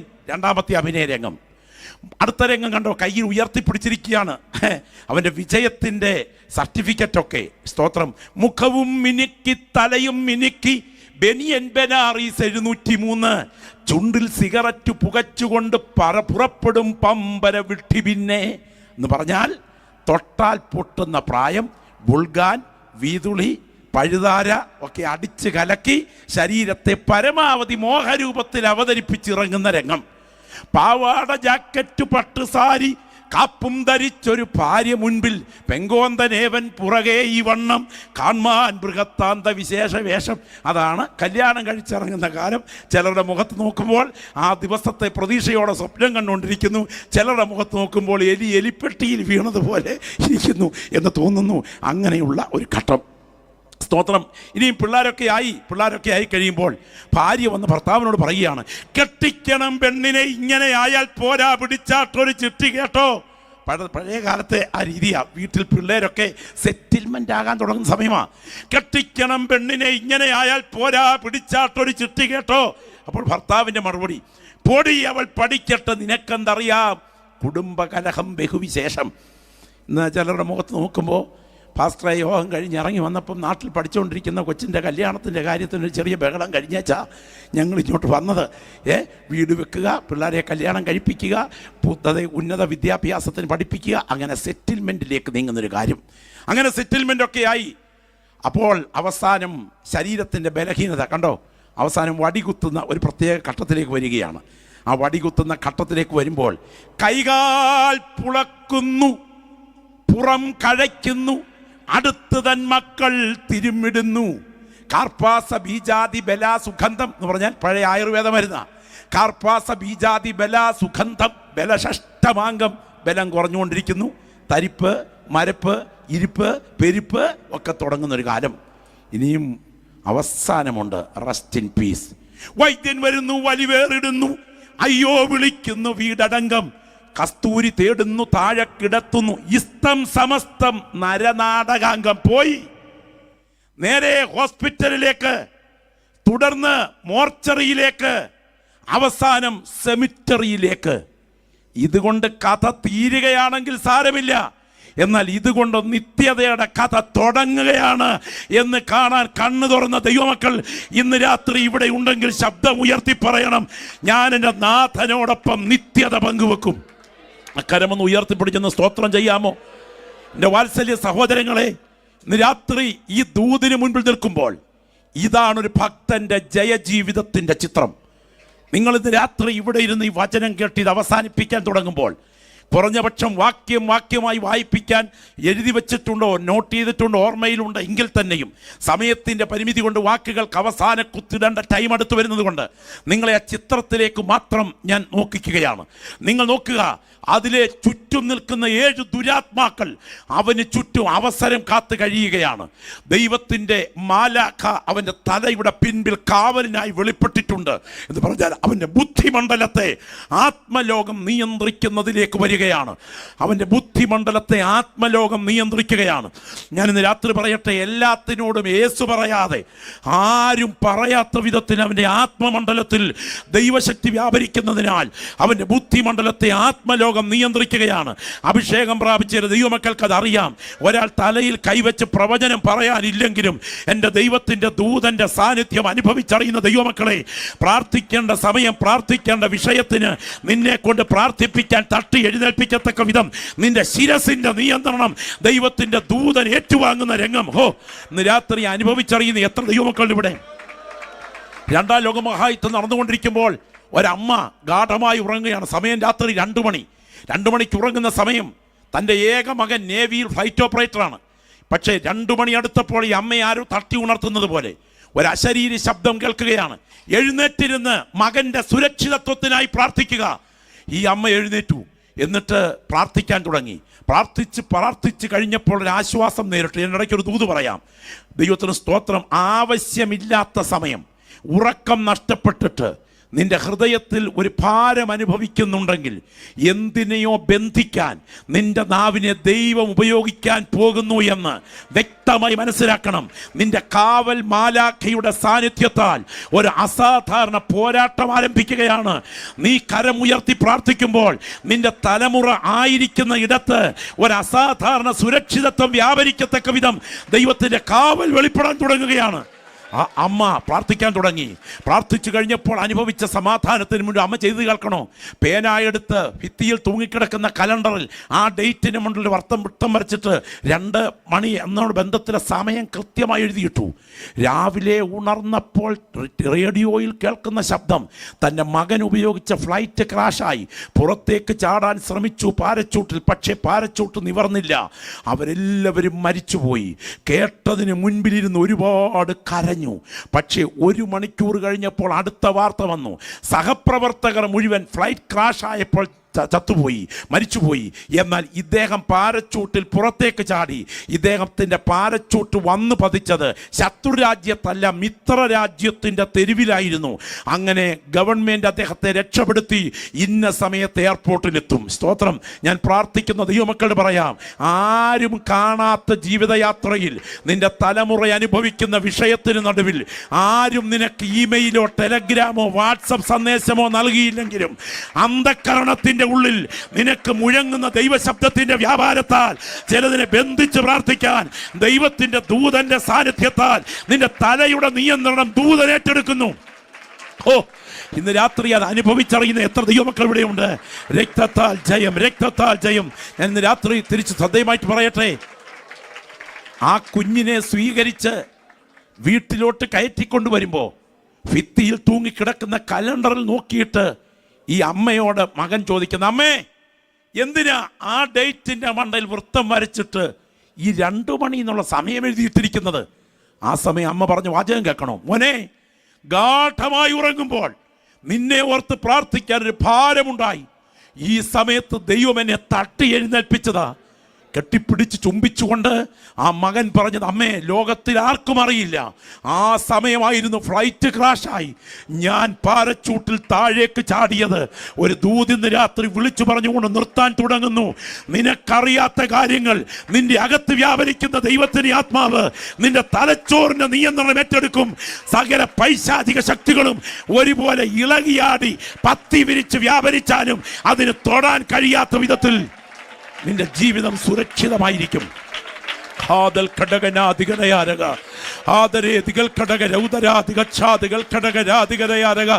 ദൈവത്തിന് മഹത്വം, ദൈവത്തിന് മഹത്വം.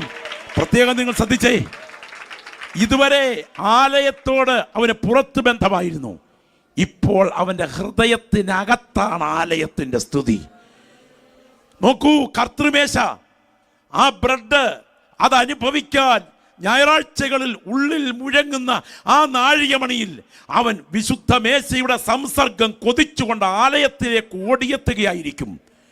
അവൻ്റെ പണസഞ്ചി കർത്തൃസന്നിധിയിൽ സമർപ്പിക്കപ്പെട്ടതായതുകൊണ്ട് ആത്മീയ പ്രവർത്തനത്തിന് അവൻ്റെ ധനം സമർപ്പിക്കപ്പെട്ടിരിക്കുന്നു.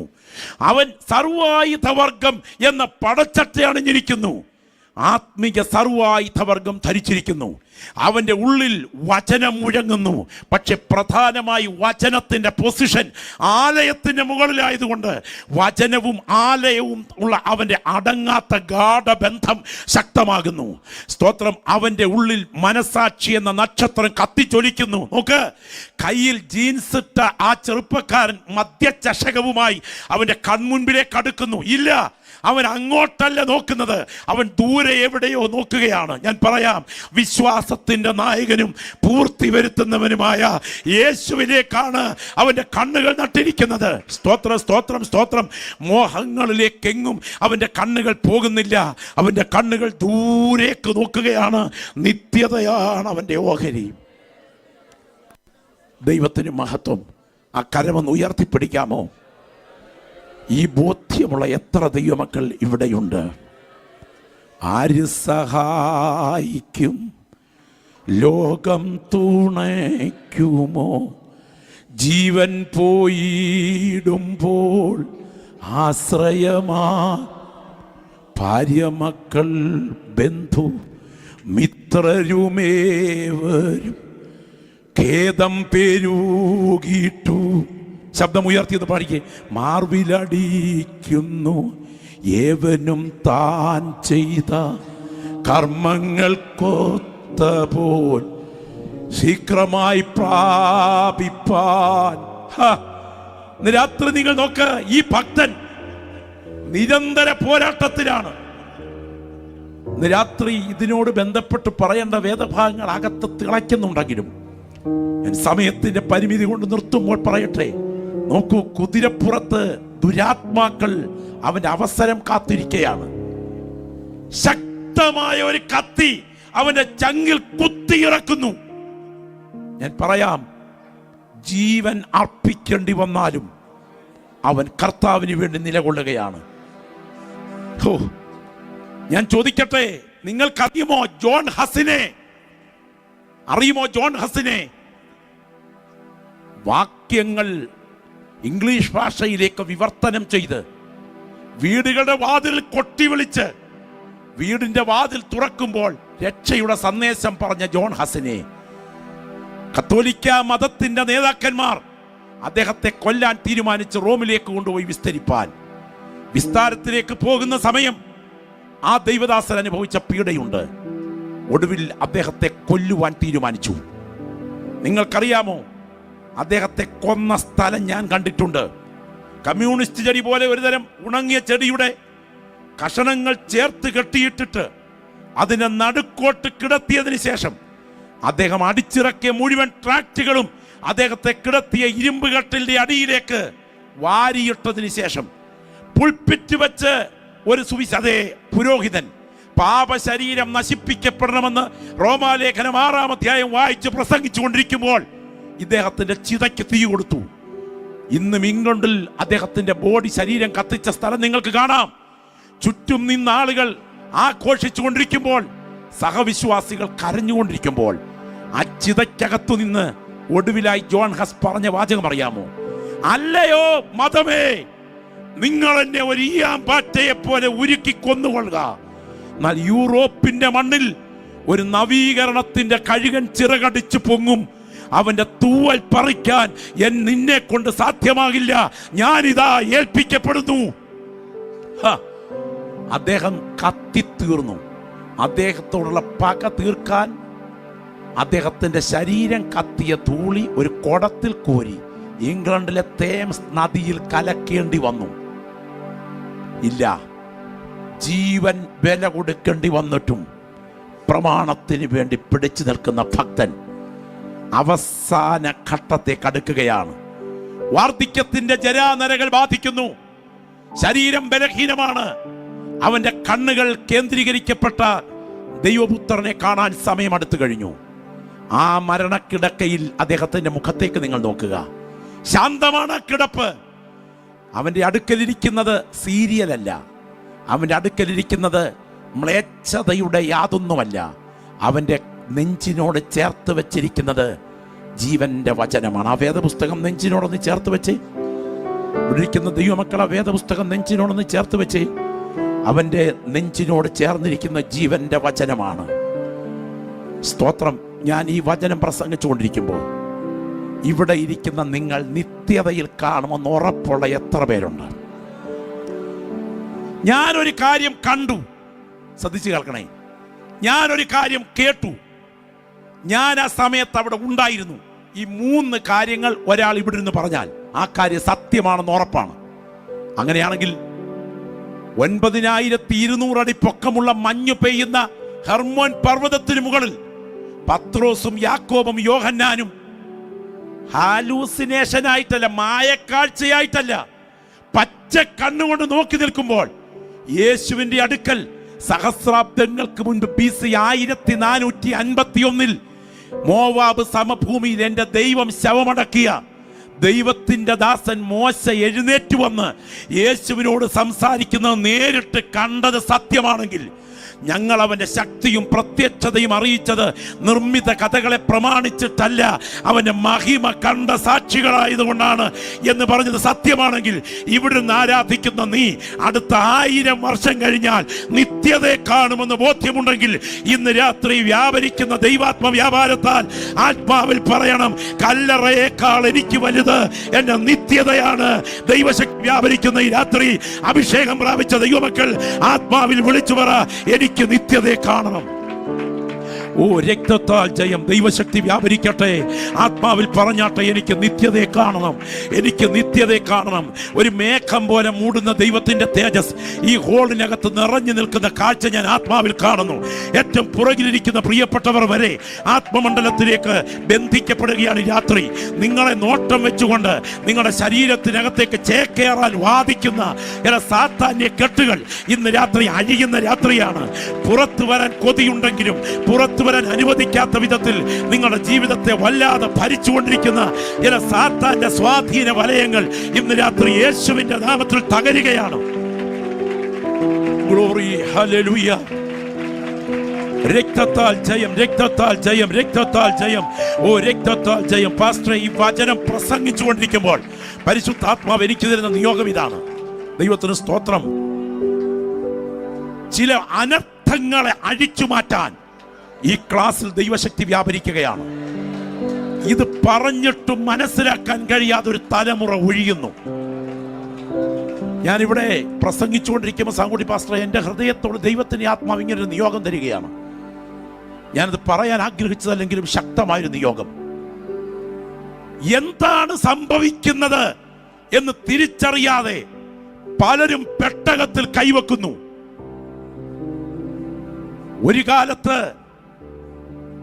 അന്യരാജ്യത്ത് ചെന്ന് മൂലക്കുരു ബാധിച്ച പശ്ചാത്തലത്തിൽ ശത്രുക്കളായ ഫെലിസ്ത്യർ ആ പെട്ടകം ഒരു വണ്ടി ഉണ്ടാക്കി അതിന് മുകളിലോട്ട് കയറ്റി വെച്ച് അതിനകത്ത് മൂലക്കുരുവും വെച്ച് 2 കറവ പറ്റാത്ത കിടാങ്ങളുള്ള പശുക്കളെ ആ പശുക്കളുടെ കൺമുൻപിൽ എടുത്തകത്തിട്ടതിന് ശേഷം ഈ കാളവണ്ടി പശുക്കളുടെ തോളിൽ വെച്ച് വിട്ടപ്പോ അവർ കരഞ്ഞും കൊണ്ട് പശുക്കൾ ഇങ്ങനെ വലിച്ചുകൊണ്ട് പോവുക. ഒരിക്കലും ഒരു പശു തന്റെ കുട്ടിയുടെ അടുക്കൽ നിന്ന് പോകില്ല. പക്ഷേ പെട്ടകത്തിന്റെ സാന്നിധ്യം തലയിൽ കയറിയപ്പോ കരയുന്ന പശുക്കൾ, കരഞ്ഞ പശു. ദൈവത്തിന്റെ ദാസൻ ദാവീദ് വ്യവസ്ഥ ലംഘിച്ച് പെട്ടകം കൊണ്ടുവരുമ്പോൾ ഒർന്നാന്റെ കളത്തിൽ വന്ന സമയം കാള വിരണ്ടു. ഞാൻ പറയാം, 2 കാലിൽ നടക്കുന്ന മനുഷ്യ, നിനക്ക് തിരിച്ചറിയാൻ കഴിയാത്ത ഒരാൾ 2 പശുവിന്റെ കണ്ണുകൾക്കും കാളയുടെ കണ്ണുകൾക്കും വെളിപ്പെട്ടത് കൊണ്ടാണ് കാള വിരണ്ടതും പശു കരഞ്ഞതും. ഇതറിഞ്ഞിട്ടും പരിചയം കൊണ്ട് ഉസ്സ പെട്ടകത്തിൽ തൊട്ടു. നീ താങ്ങേണ്ട പെട്ടകമല്ലിത്, നിന്നെ താങ്ങേണ്ട പെട്ടകമായത്. സംഹാരം പുറകിലുണ്ട്. ഇന്ന് രാത്രി ദൈവാത്മാവ് പറയുന്നു, നീ താങ്ങേണ്ടതല്ലിത്, ഇത് നിന്നെ താങ്ങേണ്ടതാണ്. ദൈവശക്തി വ്യാപരിക്കുന്ന ഈ രാത്രി പരിശുദ്ധാത്മാവ് ചില വ്യക്തികൾക്ക് നേരെ വിരൽ ചൂണ്ടിക്കൊണ്ട് പറയുന്നു, ദൈവ സാന്നിധ്യം നിന്നിൽ നിന്ന് പറന്നകരുന്നതോടെ വരുന്ന അനർത്ഥം തിരിച്ചറിയത്തക്ക വിധം ഇന്ന് രാത്രി കണ്ണ് തുറക്കട്ടെ. നിന്റെ മേൽ വ്യാപരിക്കുന്ന ബന്ധനത്തെ അഴിച്ചു മാറ്റി നിത്യതയ്ക്കായി ഒരുങ്ങാൻ ദൈവാത്മാവ് ക്ഷണിക്കുന്ന രാത്രിയായി രാത്രി.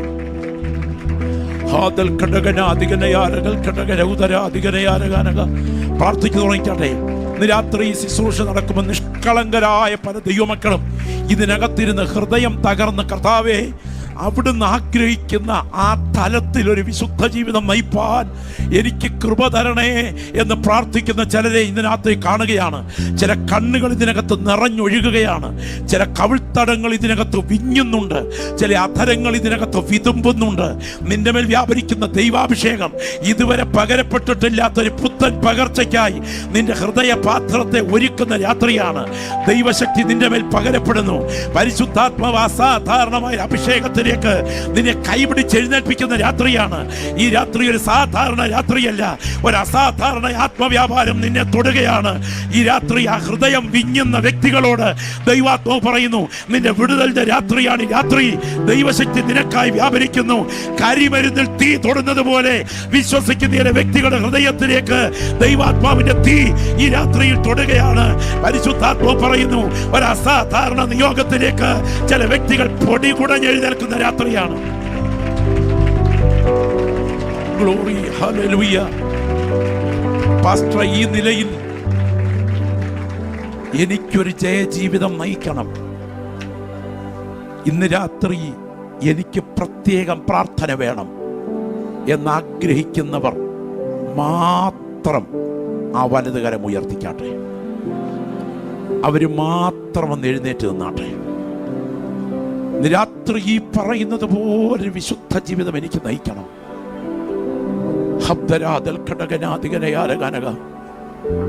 ശബ്ദമുയരട്ടെ, ശബ്ദമുയരട്ടെ. Glory, hallelujah, hallelujah. 2 കൈകളും ഉയർത്തിപ്പിടിച്ചുകൊണ്ട് വാ തുറന്ന് കർത്താവിന്റെ സന്നിധിയിൽ കണ്ണ് നനയത്തക്ക വിധം കരയുന്ന രാത്രിയാകട്ടെ. നീ ഒറ്റയ്ക്ക് പറയുന്നില്ലേ, പ്രാവിനുള്ളതുപോലെ എനിക്ക് ചിറകുണ്ടായിരുന്നുവെങ്കിൽ ഞാൻ പറന്നുപോയി വിശ്രമിക്കുമായിരുന്നു എന്ന്. കഷ്ടവും സങ്കടവും അനുഭവിച്ച് ജീവകാലം നിന്നയിൽ കഴിയേണ്ടതിന് ഞാൻ എൻ്റെ അമ്മയുടെ ഗർഭപാത്രത്തിൽ നിന്ന് പുറത്തു വന്നത് എന്തിന് എന്ന് നീ ദൈവസന്നിധിയിൽ ചോദിക്കുന്നില്ലേ? എന്നെ നിന്ദിച്ചതൊരു ശത്രുവല്ല, അങ്ങനെയെങ്കിൽ ഞാൻ സഹിക്കുമായിരുന്നു. എന്റെ നേരെ വമ്പ് പറഞ്ഞ് നിന്നെ പകയ്ക്കുന്നവനല്ല എന്ന് പറഞ്ഞ് മുറിവേറ്റ് നിലവിളിക്കുന്നില്ലേ? ചൂരച്ചെടിയിലെ ഏലി അവനെ പോലെ മതി യഹോവേ മതി, എന്റെ പ്രാണനെ എടുത്തുകൊള്ളണമേ എന്ന് പലപ്പോഴും ചങ്കുപൊട്ടി പ്രാർത്ഥിക്കാറില്ലേ? എന്റെ കൂടെ പറപ്പേ, അത് നിന്നെ ഒരുക്കിയെടുക്കലാണ്. ഈ നിന്റെ ശോധന നിന്റെ തകർച്ചയ്ക്കല്ല, കൂടുതൽ തിളക്കത്തോടെ നിത്യതയിലെത്താൻ സ്വർഗം നിന്നെ ഒരുക്കുകയാണ്. ഓ, രക്തത്താൽ ജയം, രക്തത്താൽ ജയം. അവരുടെ കണ്ണുകൾ പുഷ്ടി കൊണ്ട് ഉന്തി നിൽക്കുന്നു. ഞാൻ ഉഷസ് പോലും ദണ്ഡിപ്പിക്കപ്പെടുന്നു എന്ന് പറയത്തക്ക വിധം നിന്നെ നോക്കി നീ കരയുകയല്ലേ? നലിത രാത്രി ഒരു ഭക്തനായതുകൊണ്ട് നിന്നെ കഷ്ടത ഒരുക്കുകയാണ്. ഞാൻ ഇന്ന് രാത്രി ഒരു സമർപ്പണത്തിന് കൊതിക്കുന്ന, ഒരസാധാരണ കരുത്തിന് പ്രാർത്ഥിക്കുന്ന വ്യക്തികൾക്ക് വേണ്ടി ഒരു ദൈവാഭിഷേകം നിങ്ങളുടെ ശിരസിൽ പകരപ്പെടേണ്ടതിന് ആത്മാവിൽ പ്രാർത്ഥിക്കാൻ തുടങ്ങുന്ന രാത്രിയാണ്. ഈ പ്രത്യേക വിഷയത്തിന് നടുവിൽ ചില പ്രത്യേക നിർണായക തീരുമാനങ്ങൾ, ഞാൻ പറയുന്ന വാക്കുകൾ ശക്തമായ ആത്മനിയോഗത്തിൽ പറയുകയാണ്. ചില നിർണായക തീരുമാനങ്ങൾ ഞാൻ ഈ രാത്രി കൈക്കൊള്ളുകയാണ്. എനിക്ക് പ്രത്യേകം പ്രാർത്ഥന വേണമെന്ന് ആഗ്രഹിക്കുന്നവരുണ്ടെങ്കിൽ മുൻപോട്ട് വന്നാട്ടെ. യേശുവിൻ്റെ നാമത്തിൽ ശബ്ദമുയരട്ടെ, ശബ്ദമുയരട്ടെ. പ്രാർത്ഥിച്ചു. അങ്ങനെ ആഗ്രഹിക്കുന്നുണ്ടെങ്കിൽ മുന്നേ ചില നിർണായക തീരുമാനങ്ങൾ ഈ ശുശ്രൂഷയ്ക്ക് മുൻപിൽ ചില അതെ പ്രാർത്ഥിച്ചോ. എല്ലാ ദൈവമക്കളുടെയും നാവിൽ പ്രാർത്ഥന ശബ്ദം ഉയരട്ടെ. ഈ വചനത്തിന്റെ മുൻപിൽ ഞാൻ ചില നിർണായക തീരുമാനങ്ങൾ എടുക്കുന്നു. കുഞ്ഞാടിന്റെ രക്തത്തിന്റെ മുദ്ര വയ്ക്കത്തക്ക വിധത്തിലുള്ള ചില പ്രത്യേക തീരുമാനങ്ങൾ ഞാൻ ഈ വചനത്തിന്റെ മുൻപിൽ എടുക്കുകയാണ്. എനിക്ക് പ്രത്യേകം കൈവച്ച് പ്രാർത്ഥന വേണം എന്ന് കൊതിക്കുന്ന ദൈവമക്കൾ ഉണ്ടെങ്കിൽ മുൻപോട്ട് വന്നാട്ടെ. യേശുവിന്റെ നാമത്തിൽ എല്ലാ ദൈവദാസന്മാരും നിൽക്കുന്ന നിൽപ്പിൽ പ്രാർത്ഥിച്ചു തുടങ്ങണം. ഞാൻ ഇവർക്ക് വേണ്ടി ഒരു വിശേഷ അനോയിന്റിംഗ് വേണ്ടി ഇവർക്ക് വേണ്ടി പ്രത്യേകം പ്രാർത്ഥിക്കാൻ പോകുകയാണ്. കുഞ്ഞാടിന്റെ രക്തത്തിന്റെ ശക്തി ഇവരുടെ മേൽ വ്യാപരിക്കും. ഇന്ന് വരെ കണ്ടിട്ടില്ലാത്ത ഒരു ഭാവമാറ്റം ഇവരുടെ മേൽ ദൈവാത്വം പകരാൻ തുടങ്ങുന്ന രാത്രിയാണ്. ആത്മാവിൽ ആരാധിക്കുന്ന സകല ദൈവമക്കൾ പ്രാർത്ഥിച്ചു തുടങ്ങിക്കാട്ടെ. ദൈവത്തിന് മഹത്വം, ദൈവത്തിന് മഹത്വം, ദൈവത്തിന് മഹത്വം, ദൈവത്തിന് മഹത്വം. പ്രാർത്ഥന ഉയരട്ടെ. ദൈവദാസന്മാരെല്ലാവരും ആത്മാവിൽ പ്രാർത്ഥിച്ചു തുടങ്ങണം.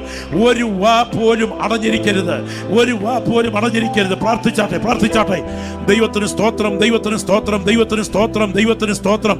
സ്വർഗത്തിനും ഭൂമിക്കും നാഥനായ നസ്രയനായ യേശുവിന്റെ അധികാരമുള്ള നാമത്തിൽ പാമ്പുകളെയും തേളുകളെയും ശത്രുവിന്റെ സകല ബലത്തെയും ചവിട്ടുവാൻ ഞാൻ നിങ്ങൾക്ക് അധികാരം തരുന്നുവെന്ന് അരുളി ചെയ്തവന്റെ നാമത്തിൽ വാഴ്ചകളെയും അധികാരങ്ങളെയും ആയുധവർഗം വയ്പ്പിച്ച് അവയെ കാൽവറിയിൽ പരാജയപ്പെടുത്തിയവന്റെ നാമത്തിൽ ഈ കരങ്ങൾ ഉയർത്തി, ഈ കരങ്ങൾ ഉയർത്തി ഈ പ്രാർത്ഥനയോടെ മുൻപിൽ വന്നിരിക്കുന്ന ഈ പ്രിയപ്പെട്ടവരുടെ ദേഹത്ത് ഞങ്ങൾ കൈവച്ച് പ്രാർത്ഥിക്കുമ്പോൾ അവരുടെ ശരീരത്തിന്മേൽ, അവരുടെ മൺശരീരത്തിന്റെ കോശങ്ങൾ അറിയത്തക്ക വിധം ഒരു ദൈവിക ജീവൻ ബലത്തോടെ വ്യാപരിക്കട്ടെ.